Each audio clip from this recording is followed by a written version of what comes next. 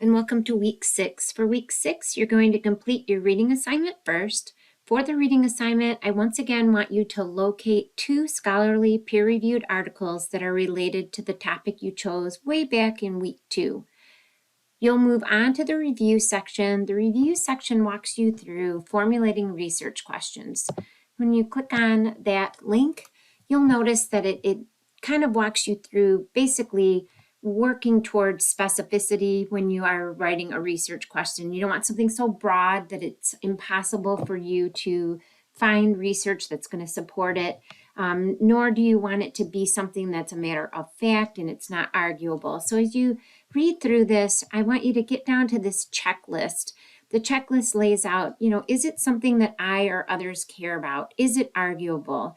Does it put a new spin on an old idea? Does it solve a problem? Is it too broad or too narrow? Just, what I talked about a few seconds ago. So I want you to think about those as you formulate 1 or 2 things that you really want to ask and have answers about for your research topic.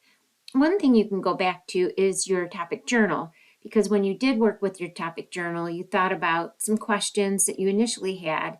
Those are probably shaping up a little more now that you've done some research. And by the time you turn in this research question and the next annotated bibliography, you'll have done even more research. So hopefully you're pinpointing some questions. And then what's going to happen when you get down to this research question is you're going to post that 1 or 2 questions, whether it's in a document or you're uploading it or you give me a link to a Google document. But then you're going to, right below the question or questions, you're going to give me your thesis statement. And when you really think about it, your thesis statement should be the question converted into a statement. You should be able to state your thesis as, the statement form of your questions. So those 2 will be due at the end of the week.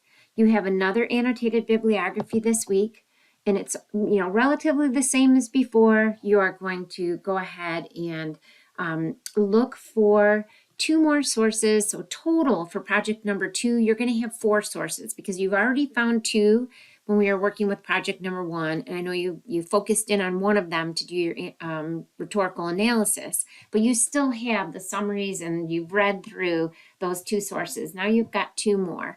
So what you're going to do, and that will help you when you get to project number 2, because you're going to need 4 sources for that particular project.